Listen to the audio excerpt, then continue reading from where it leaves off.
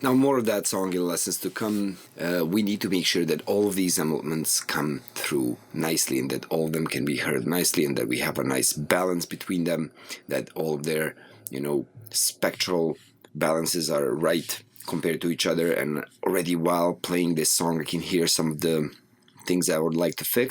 Now, what's important is how you get to, mixing. How do you get to actually hearing what's wrong and repairing it? Well, that comes from practice. There is not a single way or a single trick that I could, give you so that you become like really great at mixing.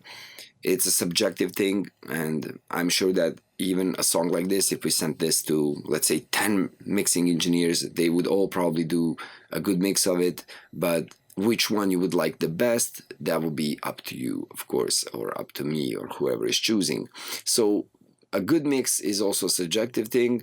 Also, there are some things that are like a technical requirement for the song. So there are things that we need to take care of as audio engineers, meaning that this song needs to reproduce well from any reproduction device, meaning it has to sound good in the car, it has to sound good on headphones, it has to sound good in the studio, it has to sound good in the party, and that's all a job of the mixing engineer to make sure that everything sits well within the song.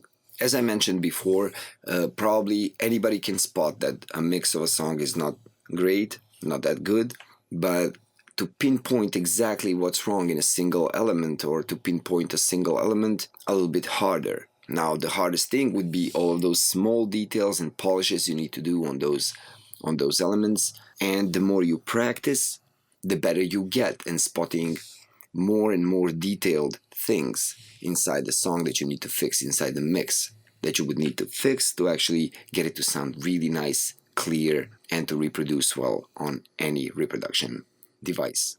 Basically, as a mixing engineer, your job is to make it sound well by using all the techniques you know for mixing, so all the audio processing. That said, you should not process things just to process them. As I also mentioned before, you should do things only when you hear that there is something that needs to be done. So that is what we will be doing during this course of mixing and mastering.